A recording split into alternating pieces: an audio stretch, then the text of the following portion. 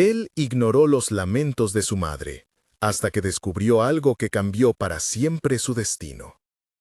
La frase flotó en la casa como una ventaja rota, una verdad que nadie quería pronunciar y que, sin embargo, era tan evidente como el brillo del mármol en el hall. Doña Lucía miraba la ventana con los dedos entumecidos sobre la manta, repitiendo nombres y noches como si tratara de encajar piezas que se le escapaban. Ricardo atravesaba el salón con la agenda pegada al pecho, una figura pulida por trajes de corte clásico y relojes que marcaban segundo tras segundo su éxito. El pasillo se separaba entre ellos en centímetros y años, un pasillo forrado de éxitos, con obras de arte modernas y al final una mujer que llamaba al hijo con la voz hecha de papeles viejos. Esa mañana, él escuchó los lamentos como quien oye lluvia lejana. No se detuvo. Dio las gracias a la persona que le abrió la puerta del ascensor, revisó en su teléfono el correo más urgente, una fusión que prometía multiplicar cifras, y se marchó con un beso rápido en la frente, más por cumplido que por decisión. El beso rozó la sábana, no el alma. En su coche, la llamada del director financiero lo devolvió a otra realidad, presentaciones, inversores, propuestas que demandaban la totalidad de su atención. Doña Lucía volvió a repetir un nombre que nadie parecía conocer, y la mansión recuperó su silencio. La vida de Ricardo se movía en otra órbita. Desde joven le habían enseñado que el tiempo se compraba con horas, que la ausencia se justificaba con resultados. Creció con la idea de que su éxito, cuando fuese total, sería la recompensa que repararía todo: la vivienda amplia para su madre, los mejores médicos, un jardín para los atardeceres. Nunca imaginó que la distancia se haría gruesa como un muro, que la palabra después se volvería lejana y que los pequeños lamentos de cada día se convertirían en una acumulación que un día estallaría. Doña Lucía no era solo una mujer mayor sentada en una butaca de ruedas. Había sido, en otro tiempo, una presencia fuerte y risueña, una costurera que tejía historias con hilo y paciencia. Sus manos, al principio, todavía recordaban el movimiento de coser. Ahora, cuando su pulgar rozaba una esquina de la manta, se quedaba un instante como si buscara el nombre de alguien entre las tramas del tejido.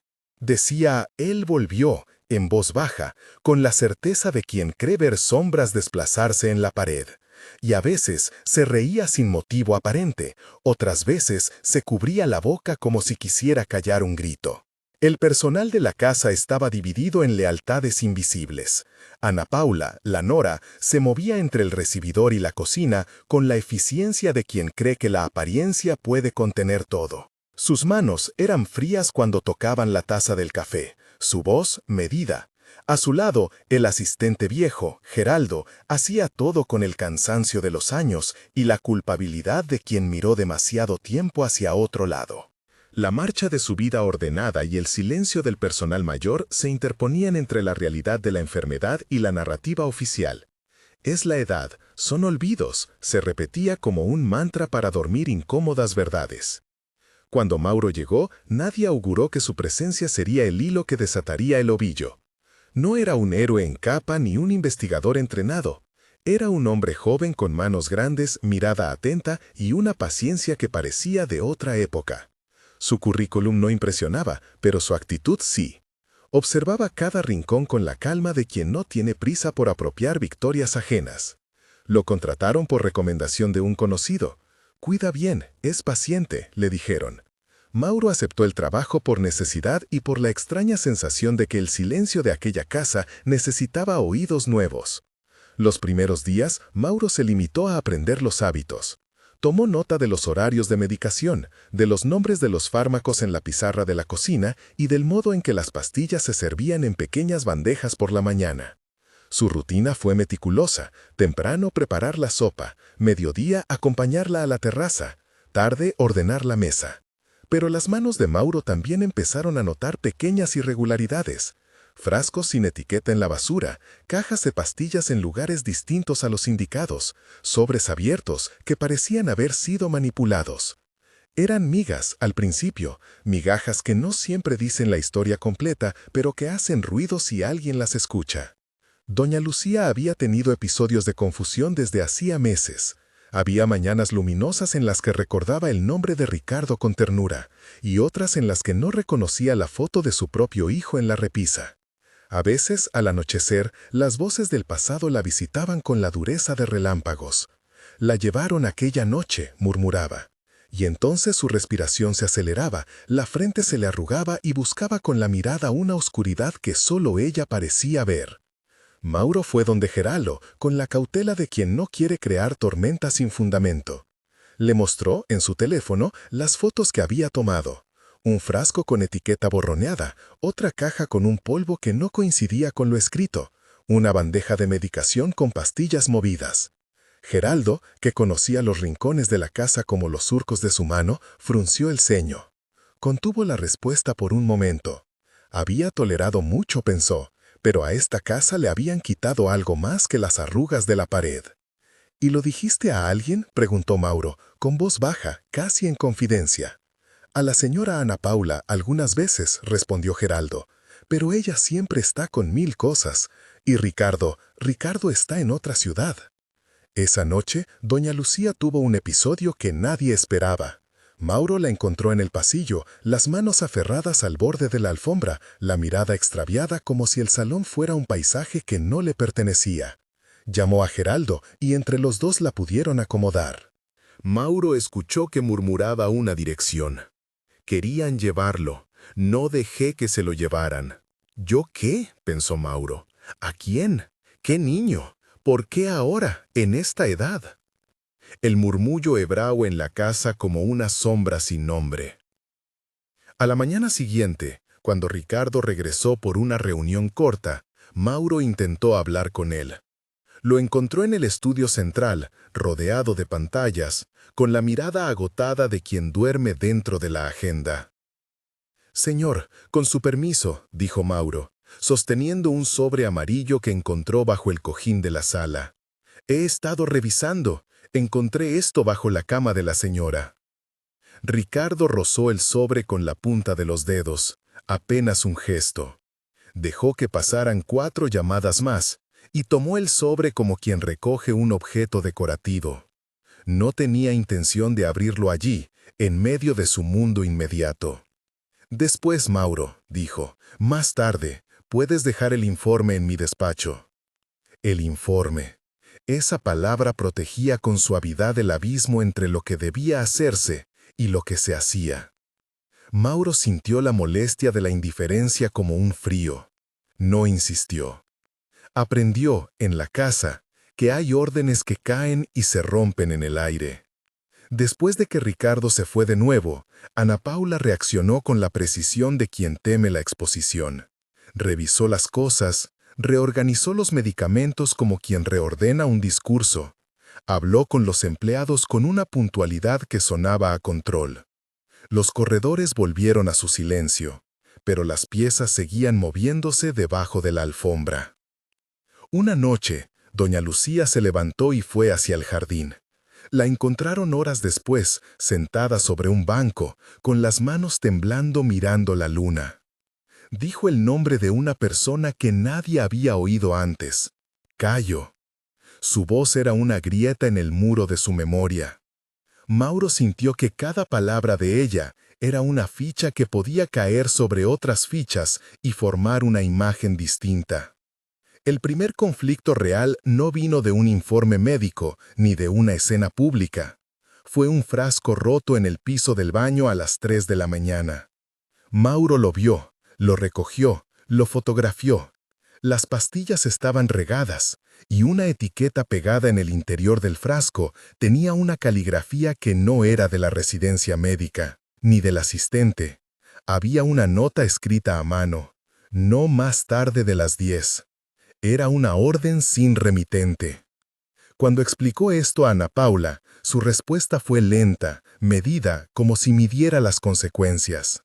«Hablaremos con el médico», dijo. «No hay que sacar conclusiones precipitadas». El médico, un neurólogo reconocido que hacía visitas programadas, llegó con la frialdad de quien tiene una hipótesis no confirmada. Hizo preguntas, tomó notas, recomendó análisis. Habló que episodios de confusión y posibles desencadenantes sin cerrar nada en definitivo. Habló de seguridad, de revisión de medicación, y en la sala de la mansión, las palabras parecían barreras que dejaban pasar más preguntas que respuestas. Mauro no quería teorizar, quería pruebas. Instaló en su mente una secuencia simple. Notas fuera de lugar, pastillas mezcladas, frases repetidas de la señora, una palabra en la noche. Empezó a anotar horarios, pequeñas alteraciones, el flujo de personas. Se dio cuenta de que ciertos movimientos en la casa coincidían con la ausencia de algunos empleados. Nadie lo notó al principio, porque la casa daba la impresión de funcionar como un reloj. Pero los relojes también pueden ser manipulados. Lo que llevó a Mauro a cruzar una línea fue que encontró en la cocina un frasco con una etiqueta que parecía más reciente que el resto. La etiqueta tenía un sello de una empresa de suministros que no le sonaba familiar. Apuntó el nombre y, con la discreción de quien navega por el mundo digital, rastreó el proveedor. Contratos, facturas, nombres que se repetían. Una factura llevaba una dirección que coincidía con el nombre de una empresa contratada hacía unos meses para una remodelación en uno de los pisos de la mansión. Pequeños datos se comenzaron a anudar. Tal empresa había comprado materiales especiales y esos materiales en una etapa posterior habían sido utilizados por los obreros de la casa. Mauro guardó esos datos en silencio. No los presentó como acusaciones, porque en esta casa las acusaciones podían explotarte en la cara como bombas de ruido. Mejor presentar pruebas cuando la voluntad del otro estuviera disponible. Y Ricardo, casi siempre, no estaba. La tensión aumentaba. Ricardo, por su parte, tenía su propio conflicto interno, la culpa. No era un personaje que ignorara el dolor con frivolidad.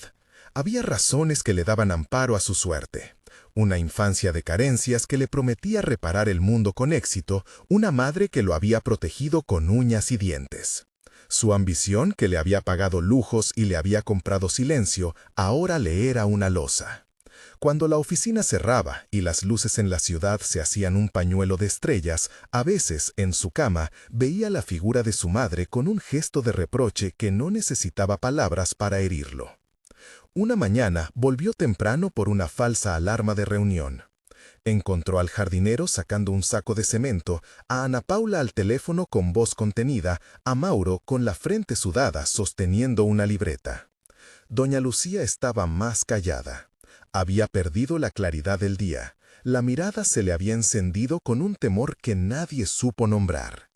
Ricardo se quitó el traje en el vestidor y por primera vez en mucho tiempo dejó que la prisa se disolviera en la presencia.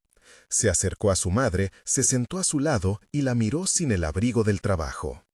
Ella le puso la mano sobre suya y dijo, con esa mezcla de memoria y miedo: no fue solo la noche, había cartas.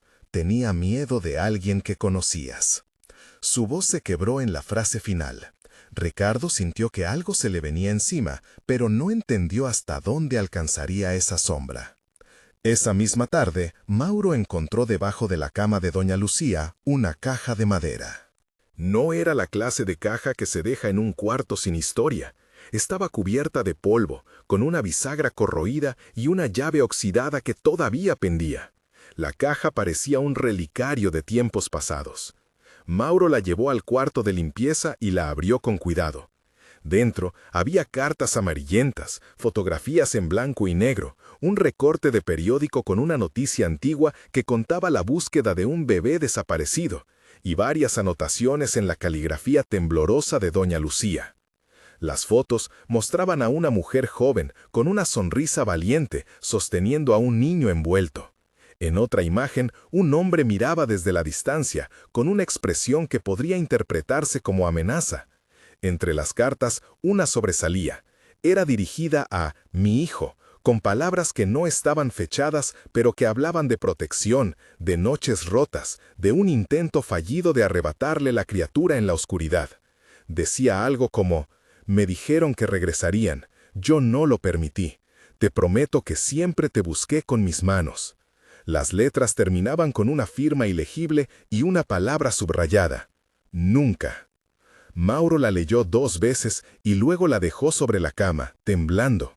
La caja contenía más que recuerdos, contenía un pasado que se aferraba al presente con uñas de miedo. ¿Quién había querido llevárselo? ¿Qué había pasado con ese hombre de las fotos? ¿Por qué doña Lucía repetía frases cada noche como si la paz jamás se hubiera asentado en la casa? Cuando le llevó la caja a Ricardo, la escena fue una mezcla de sorpresa y rechazo. Ricardo tomó las fotografías con la lentitud de quien tiene miedo de mirar demasiado fondo. Sus dedos rozaron las imágenes como quien temía tocar una herida. Había en esas fotos una versión de su historia que él no recordaba.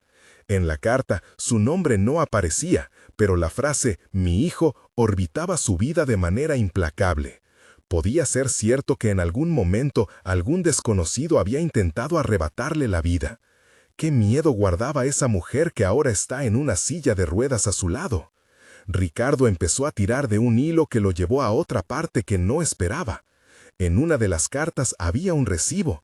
No era de hace décadas, sino de hace unos meses, un sello de un laboratorio local, un pedido de sustancias para pruebas, una referencia a un lote que había sido usado en la remodelación de la mansión. La factura tenía un número que coincidía con la que Mauro había visto en la cocina. El corazón de Ricardo se apretó. No quiso creer que alguien hubiera manipulado la vida de su madre. Tampoco quiso aceptar la posibilidad de que sus propias empresas, las que crecieron por su empeño, tuvieran al menos una red tenue que llegara a aquel proveedor. Al principio, la sospecha parecía absurda. ¿Su imperio de negocios implicado, incluso de manera accidental, en la salud de su madre? Pero la caja había puesto en sus manos algo que no se podía despachar con palabras de disculpa. Y en el despacho, entre contratos y líneas de producción, la idea empezó a crecer como una grieta en el yeso. Si hay un proveedor que suministró materiales a la casa, y si ese proveedor tuvo contacto con productos usados en la remodelación, ¿no era posible que algunas sustancias hubieran quedado, por error o por intención, en el ambiente de la casa? La mente de Ricardo, acostumbrada a manejar cifras, empezó a calcular probabilidades. Sabía que una investigación implicaría ruido, prensa y posiblemente pérdidas. Sabía también que si no actuaba, la verdad podría aparecer de manera aún más devastadora. ¿Qué era peor? ¿Enfrentar la posibilidad de que su mundo se tambaleara o seguir ignorando los lamentos de su madre hasta convertirlos en gritos? Las palabras de la carta resonaban. Te prometo que siempre te busqué con mis manos. ¿Había alguien que, de alguna forma, estuviera regresando a arrebatar lo que una vez estuvo en peligro? El primer acto de Ricardo fue simple: pedir tiempo. Llamó a su abogado, al gerente de la casa, al médico. Ordenó un inventario exhaustivo de materiales usados en la remodelación y solicitó que se revisaran facturas y órdenes de compra. También, casi sin decirlo, pidió que no se divulgara nada de lo que había encontrado. No porque quisiera ocultar, sino porque necesitaba entender antes de reaccionar. Era una forma de controlar la tempestad antes de que otros usaran la lluvia contra él. Mauro, por su parte, siguió guardando sus notas como quien protege una semilla. Sabía que cada evidencia por sí sola era débil. Aún así, juntas formaban un mapa. Había fechas, nombres, frascos con etiquetas distintas y ahora la caja con la carta. Había también una sensación nueva, la de que aquella casa no era un refugio, sino un cruce de historias, en las que el pasado se mezclaba con lo presente de manera peligrosa. Una discusión con Ana Paula terminó con la tensión que todo el tiempo bullía bajo la superficie. Ella quiso minimizar la presencia de Mauro, alegando que su inexperiencia provocaba sospechas. Ricardo escuchó sin intervenir. Pero por dentro, algo que se parecía mucho a la vergüenza y al remordimiento comenzó a crecer. Había apagado silencios, empujado responsabilidades a manos ajenas, considerado que su presencia podía ser reemplazada por comodidades. Y ahora, frente a la caja y a las fotos, la presencia se volvió indispensable. Esa noche, Ricardo se quedó en la casa. Caminó los corredores con un vaso de agua que no calmaba la inquietud. Se sentó junto a la butaca donde su madre dormía con la frente reclinada. Abrió la carta, reparó en la tinta y la calidez de aquellos recuerdos. Había frases que se dirigían a mi hijo con rabia y amor, con temor y una firme decisión de protegerle. En una de las líneas leía: si algún día te miro y no te reconozco, recuerda que fui yo quien te defendió del hombre que vino una noche. Y si vuelven, mi boca hablará. Las palabras sonaban hoy como una profecía rota. Ricardo cerró los ojos y por primera vez desde hacía años dejó que el sonido del lamento de su madre llegara con la fuerza de una campana. No lo ignoró. Empezó a llamar a la gente que podía ayudar. Hizo las primeras llamadas que lo sumergirían en una investigación formal, un perito para revisar las sustancias, un consultor en seguridad para analizar los movimientos de la casa, un abogado para entender el alcance de cualquier vínculo empresarial.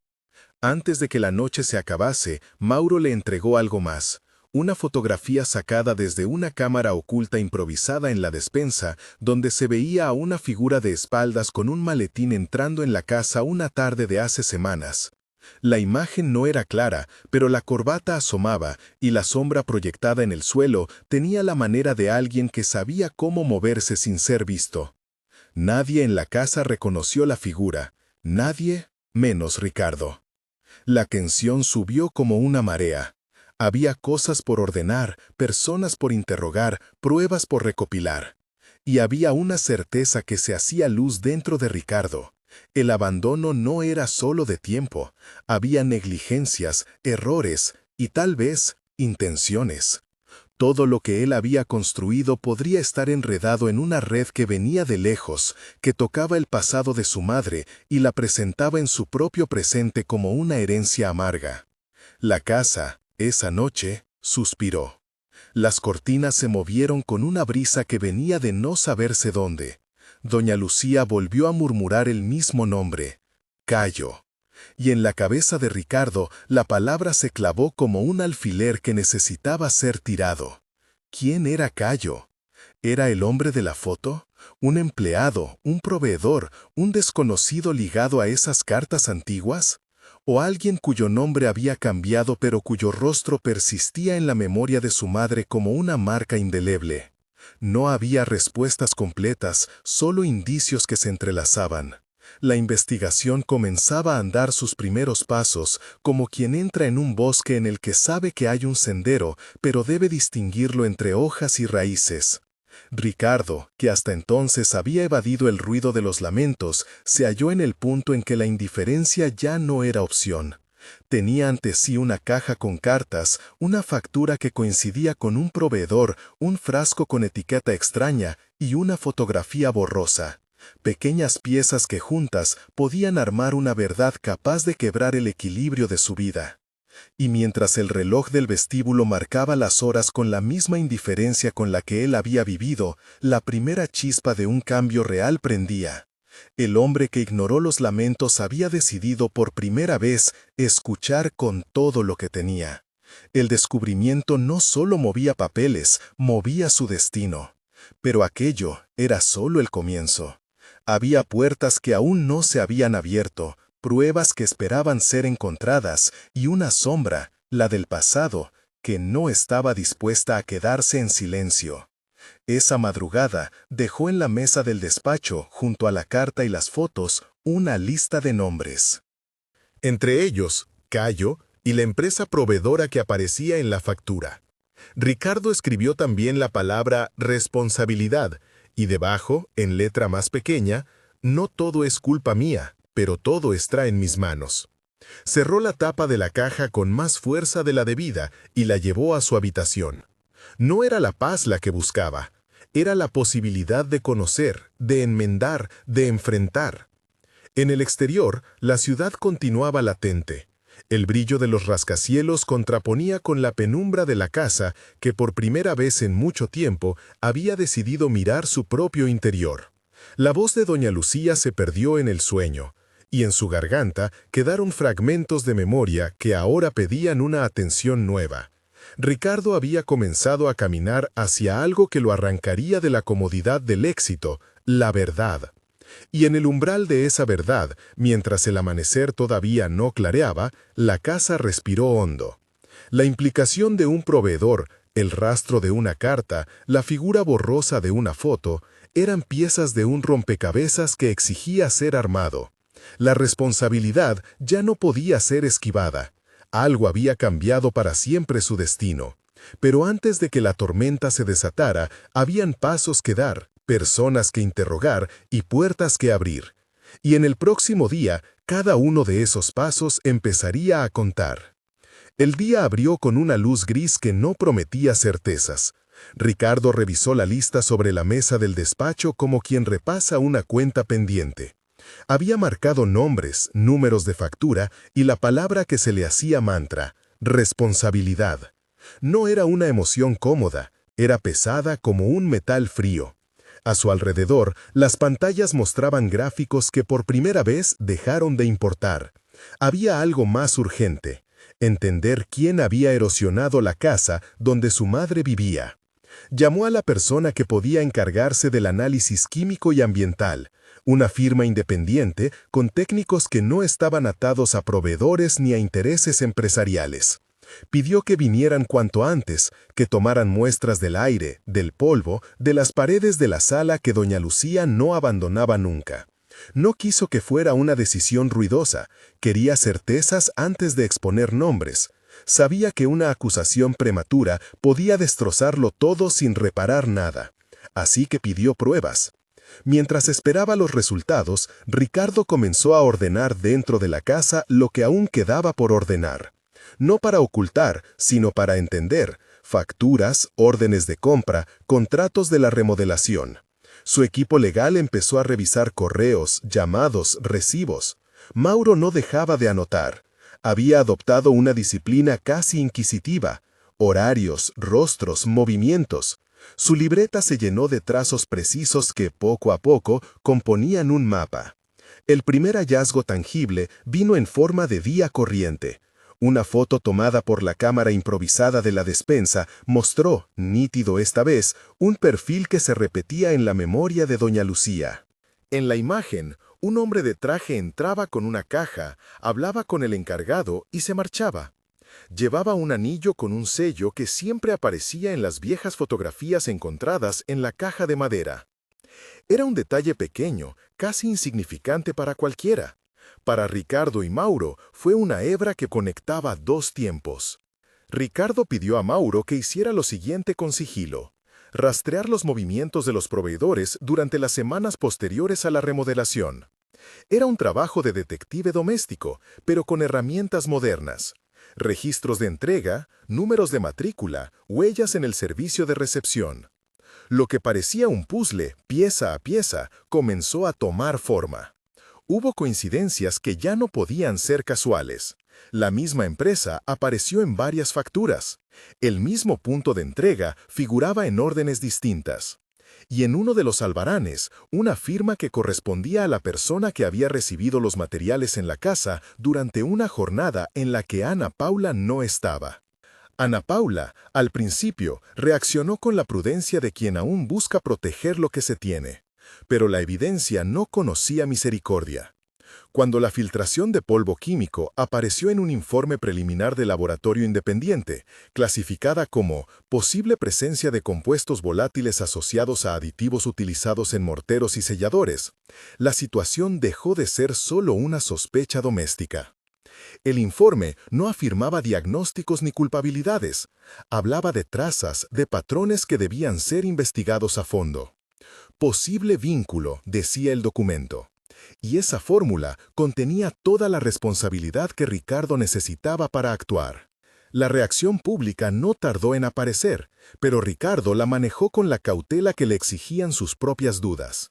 Comparendó a su equipo jurídico y, sin buscar espectáculo, anunció una investigación interna y la cooperación con peritos independientes. Ordenó la suspensión temporal de pagos a la empresa proveedora hasta que se estableciera el curso de los hechos. Fue un movimiento que le costó en el corto plazo: llamadas airadas de socios, rumores entre colaboradores. Pero también fue el primer gesto visible de que la casa no sería un lugar donde se escondiera la verdad. Mientras tanto, Mauro siguió con su vigilancia. Una tarde, al revisar el historial de entregas, encontró un patrón de horas inusuales. Envíos durante la madrugada, cuando la casa dormía y el tránsito era mínimo. Alguien había aprovechado esos pequeños márgenes para mover cajas. Decidió entonces montar discretamente una guardia por unos días. No con cámaras profesionales, sino con su presencia. Aparecer en la puerta a horas que no correspondían, observar sin intervenir. Fue así que en un atardecer espeso, vio a un hombre bajar de un automóvil oscuro, cruzar el jardín con paso decidido y dejar una caja en la puerta de servicio sin firmar en ningún registro. El hombre miró hacia arriba como si quisiera cerciorarse de que nadie lo observaba. Mauro tomó nota mental de la matrícula y esperó. Cuando describió aquello a Ricardo, no lo hizo como un héroe que había atrapado al culpable. Lo describió con el peso de un hombre que sabía que estaba ante un fragmento más de un mosaico. «Anoté la placa», dijo. «No sé si sirve, pero las compañías de mensajería siempre dejan rastro». Ricardo escuchó y sintió que la tela que cubría esa red de movimientos se empezaba a rasgar. En paralelo, el equipo legal comenzó a tirar de hilos en la empresa proveedora. Lo que encontraron complicó la trama. Subcontratistas, facturas con nombres distintos, un circuito opaco que permitía desvíos. También identificaron a un intermediario que figuraba en varios documentos, un hombre llamado Cayo, que había sido el receptor en diversas entregas y que, según las inscripciones, trabajaba para una de las empresas vinculadas a la cadena de suministro. Si Cayo era el mismo nombre que murmuraba doña Lucía en sus noches, la coincidencia dolía tanto como tranquilizaba. Dolía porque podía significar que la sombra del pasado había elegido reaparecer. Tranquilizaba porque si había un nombre, había una puerta que abrir. Ricardo decidió confrontar esa puerta. No lo hizo en público, no lo hizo desde la arrogancia de su posición, sino desde la urgencia de quien teme por la salud de su madre. Citó a Cayo a una reunión en su despacho con su abogado presente. Quería entender, quería respuestas. La cita fue tensa. Cayo llegó impoluto, con ese aire de hombre acostumbrado a moverse en oficinas y acuerdos. Tenía la voz mesurada y una sonrisa que no alcanzaba los ojos. Al principio, negó cualquier implicación directa. Habló de su trabajo como algo necesario y rutinario, de entregas y logística. Pero cuando Ricardo le mostró la foto, el anillo y las coincidencias en las facturas, la postura de Cayo cambió. No fue un estallido dramático, fue una caída en cadena de explicaciones evasivas que terminaron por reconocer la verdad en fragmentos. «Yo recibía materiales», dijo Cayo. «Firmaba lo que me pedían. No es mi trabajo cuestionar quién los usa después». «¿Y las entregas nocturnas?», preguntó Ricardo, con la voz que no permitía tibieza. «Algunas veces», me respondió Cayo. «Clientes con urgencias, con reparaciones que no podían esperar. No me dijeron para qué. Y si me preguntaste si yo alteré medicación, no. No soy médico ni toqué pastillas». Su respuesta era cierta parcialmente. Como intermediario no tenía por qué tocar los medicamentos, pero sí admitía un conocimiento de movimientos que podrían facilitar manipulaciones. Y en una conversación posterior, ante la presión de las pruebas y el silencio de su propia conciencia, Cayo mencionó un nombre que ya aparecía en los papeles: Marco, un subcontratista que solía encargarse de arreglos menores en la mansión y que, según Cayo, había trabajado en la limpieza de obra. «Marco», dijo Cayo, «era alguien que hacía favores por dinero y no preguntaba demasiado por el destino final de algunos materiales». Cuando Ricardo escuchó el nombre, sintió que el rompecabezas se llenaba de sombras más humanas. No buscaba monstruos, buscaba responsabilidades. Decidió entonces una doble estrategia: seguir la ruta penal y civil, con el asesoramiento de su equipo jurídico y la entrega de pruebas a las autoridades, y al mismo tiempo hacer obras inmediatas en la casa para cambiar aquello que pudiera estar causando daño. Limpieza profesional, renovación de sellos, reemplazo del aire acondicionado, revisión de la bodega donde se guardaban productos. 2 frentes, uno urgente y otro de largo alcance. La noticia del proceso no tardó en escapar en algún círculo de trabajo. Hubo molestia, hubo reprensiones entre socios que temían el escrutinio, pero Ricardo resistió. Lo que antes era un cálculo de riesgo financiero, ahora se presentaba en términos más sencillos. ¿Qué valor tenía una ganancia si la vida de su madre estaba en juego? Tomó decisiones que sorprendieron a quienes lo conocían, canceló contratos, convocó a reuniones con proveedores para exigir transparencia, ordenó auditorías. No lo hizo para aplacar la culpa, lo hizo para reparar. Mientras el proceso avanzaba, la historia del pasado empezó a revelar su costado más humano. En una de las cartas dentro de la caja, doña Lucía había descrito, con aquella mezcla de determinación y miedo, cómo había frenado una noche un intento de arrebatarle algo que era suyo, un bebé, una promesa, un destino. No era una historia perfecta, con todos sus bordes nítidos. Era la memoria de una mujer que había amado y protegido con la única arma que tuvo, su cuerpo, su coraje. Las fotografías mostraban rostros borrosos y manos que se aferraban. Entre ellas, apareció la misma figura que, décadas después, quizá caminaba con un maletín por la despensa de la casa. ¿Era la misma persona? No estaba del todo claro, pero la conexión simbólica fue suficiente para que Ricardo sintiera la obligación de aclarar no solo la amenaza presente, sino la herida que aquello había dejado en su familia por años. En el medio de todo, la relación con Ana Paula se construyó con tensiones nuevas. Al principio, ella reaccionó con tibieza y defensa. Se sintió atacada por la desconfianza del entorno y por la intromisión de Mauro. Pero cuando vio a Ricardo no solo con ira, sino con un nuevo compromiso, las tardes que antes no existían, ahora se iban llenando de reuniones sobre la casa, algo cambió. Ana Paula empezó a aparecer en las conversaciones con una voz diferente, menos a la defensiva, más colaborativa. Empezó a acompañar a Ricardo a las inspecciones, a intervenir en las decisiones domésticas con tacto. No fue una transformación instantánea ni perfecta, fue un proceso que pidió explicaciones, diálogos y sobre todo, tiempo. También hubo momentos de confrontación íntima que ayudaron a romper la coraza del orgullo. Una tarde, después de una discusión tensa sobre la contratación de nuevos proveedores, Ana Paula lo encontró en la sala con la carta de mi hijo abierta sobre las piernas. Él no la miró. Ella se sentó y, sin alzar la voz, le preguntó por qué nunca había estado presente cuando su madre lo necesitaba.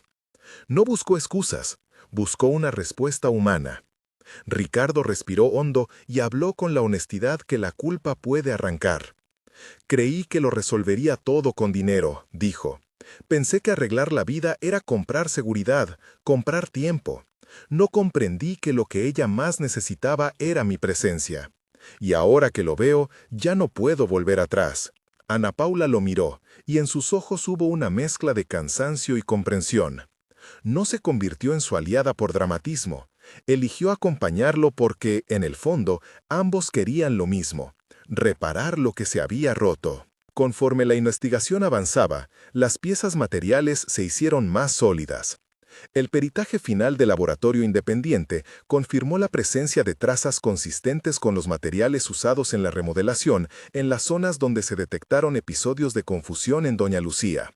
El informe matizó: no se afirmaba un vínculo médico directo, sino una correlación que exigía una evaluación clínica y epidemiológica más profunda.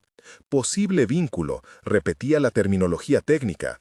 Pero para Ricardo aquello fue suficiente para pedir responsabilidades formales a los proveedores y para iniciar una acción legal. Lo hizo con cautela y con la intención de lograr reparación, no de escarnio. La acción legal no fue inmediata ni cómoda.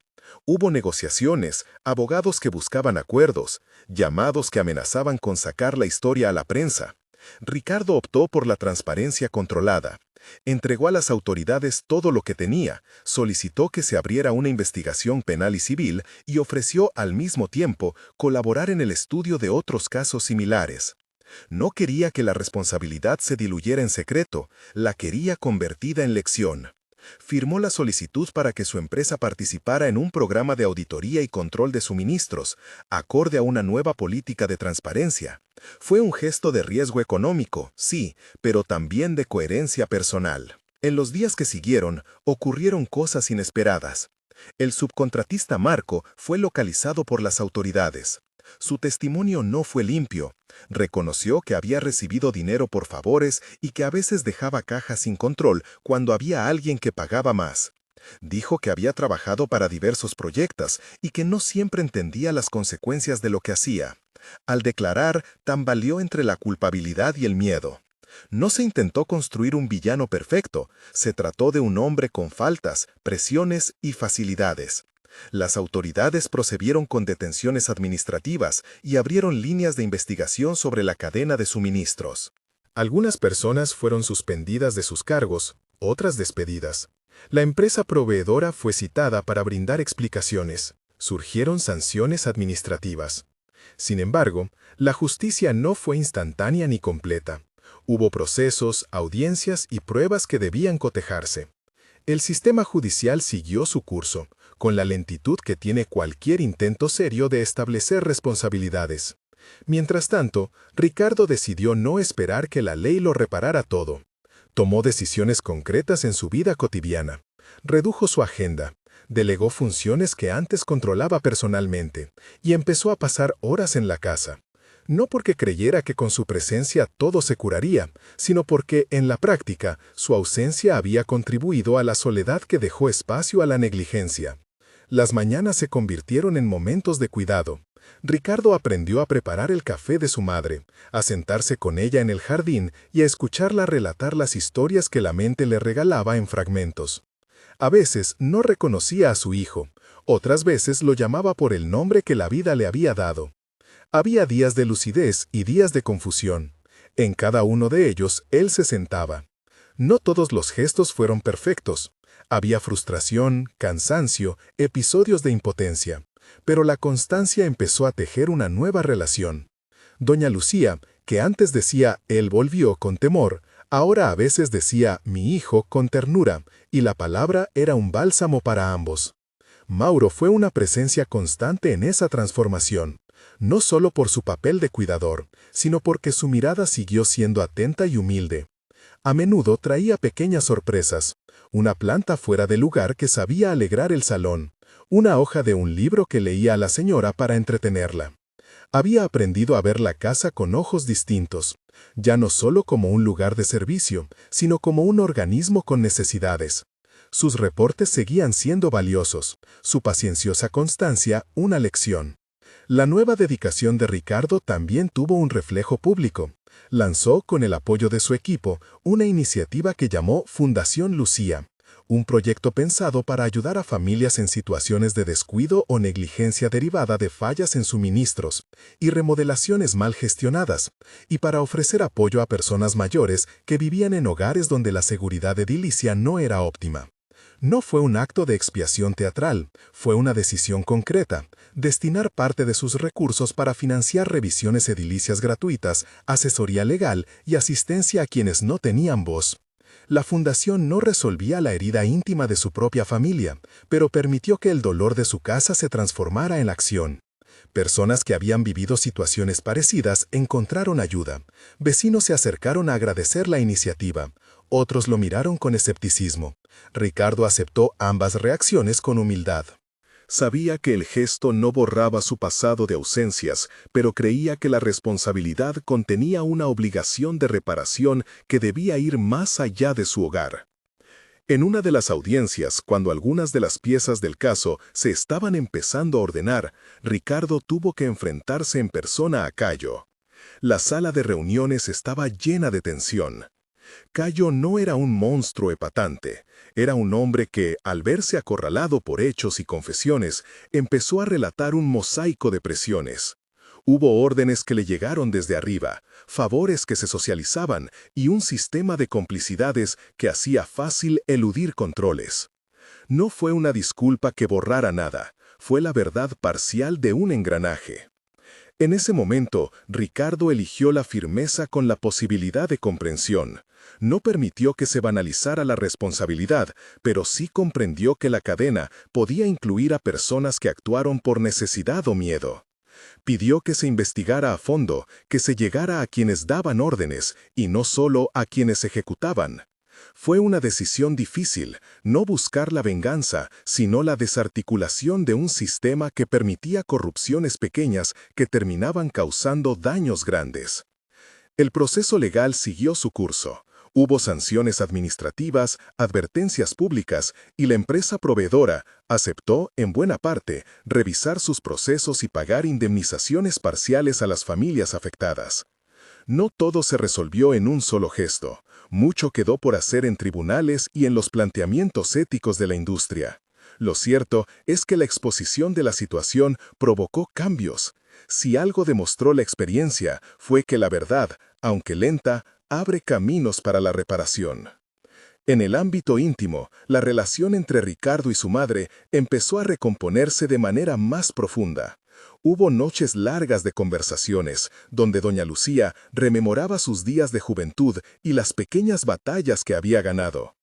Abrió su corazón y habló de la vergüenza que sintió al vivir con aquel miedo, de la angustia de ver a su hijo crecer y no poder hacer más que protegerlo con lo que tenía. Ricardo escuchó y por primera vez dejó que el dolor que guardaba se derramara en palabras. No fue un acto de confesión triunfal o una absolución automática, fue un diálogo que sanaba en la medida en que era compartido. Una tarde, mientras el sol se filtraba por las cortinas y hacía un mosaico dorado sobre la mesa del comedor, doña Lucía tomó la mano de su hijo y dijo algo que, aunque simple, fue profundo.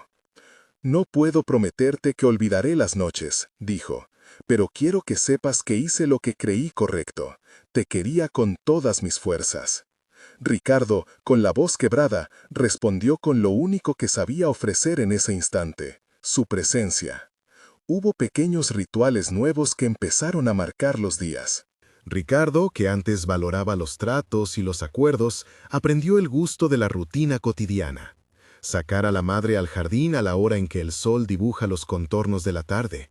Leerle cartas antiguas en voz alta, aunque ella las hubiera escrito décadas atrás. Aprender a atar un pañuelo cuando las manos de doña Lucía temblaban. Esos gestos, que en apariencia eran triviales, funcionaban como un puente que unía lo que la ausencia había roto. No todo fue redención perfecta. Hubo episodios de desaliento, noches en que la casa parecía cargar con un peso insoportable. La salud de doña Lucía tenía sus límites. Algunos efectos de la posible exposición persistieron y la duda médica siguió presente. Los médicos que la atendían hablaron con honestidad. Había secuelas que exigían cuidados continuos y apuntas para la rehabilitación, pero también hubo momentos de lucidez que respondían a la calma y al cuidado constante. Ninguna promesa de milagro fue hecha, solo trabajo, paciencia y compañía. Con el tiempo, la prensa empezó a seguir la historia con menos voracidad y más detalle. Surgieron reportajes sobre la responsabilidad de cadenas de suministro mal reguladas y sobre la necesidad de políticas más claras respecto a reformas en viviendas de riesgo. La Fundación Lucía fue mencionada en algunos espacios como un ejemplo de iniciativa privada que buscaba reparar errores. Ricardo no celebró los titulares, celebró que la experiencia de su casa sirviera para que otras familias revisaran sus casas y acuerdos. En lo personal, Ricardo transformó su agenda. Vendió una parte de sus acciones en empresas que le ocupaban demasiado tiempo, delegó funciones con confianza en equipos que supo formar, y reservó un espacio en su agenda para lo que antes había negado, estar con su madre. No fue un gesto ingenuo de nobleza repentina, fue una reforma de prioridades que exigió disciplina y coherencia. Fue sobre todo el reconocimiento de que la vida se mide en momentos compartidos más que en contratos cerrados. La reconciliación llegó en actos pequeños, como lo hacen las cosas sinceras. Un día simple, sentados frente a un té, doña Lucía le pidió perdón por los años en que su memoria había sido un lugar de dolor. Ricardo le tomó la mano y no usó palabras grandilocuentes, le devolvió la presencia. Más tarde, Ana Paula se le acercó y compartió una conversación, con lágrimas sinceras. Había dejado de lado sus miedos y su frustración para acompañarlos. Fue un proceso de reconstrucción familiar que no pretendía borrar lo que pasó, sino aprender de ello. En cuanto a la red de responsabilidad, los pasos posteriores mostraron consecuencias. La empresa proveedora tuvo que revisar protocolos. Algunos directivos fueron sancionados, otros perdieron contratos. Marco, en su condición de subcontratista, enfrentó cargos por negligencia y manipulación de suministros. No aplacó el dolor, pero la señal era clara. El silencio y la complacencia no serían aceptados como modo de operar. Ricardo cooperó en los procesos judiciales y apoyó la investigación que buscaba no solo culpables, sino soluciones para que esta situación no se repitiera en otras casas. Al cabo de meses, la casa respiraba con más facilidad. Doña Lucía tenía días buenos y malos. El malestar no desapareció del todo, pero la compañía y el cuidado hicieron la diferencia. En las tardes templadas, a veces se sentaba con su hijo y miraban álbumes viejos.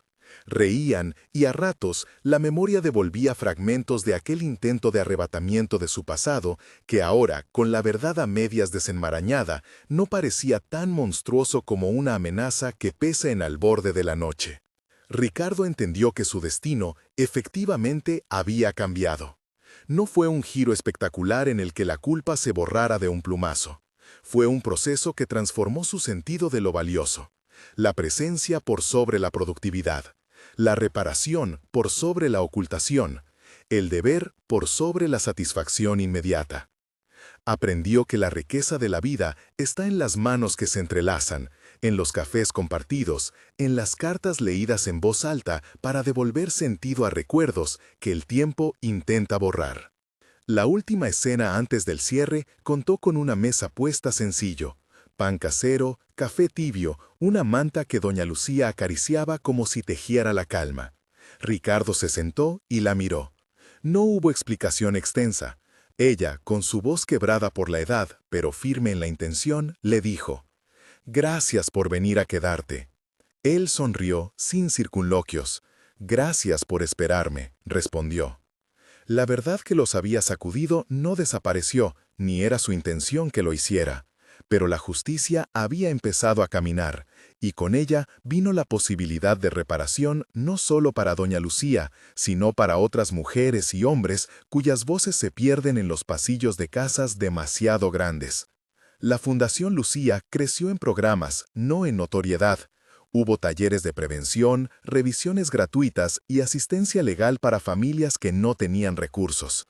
También existieron encuentros donde se habló, con honestidad, del costo del silencio y del valor de la presencia. En el ocaso de la historia, una pequeña ceremonia reunió a quienes habían estado en la casa durante aquellos meses. Mauro, con su humildad, Ana Paula, con su nueva calma, Geraldo, el asistente que encontró en su vejez un nuevo propósito, médicos y peritos que habían colaborado, algunos vecinos que ofrecieron apoyo.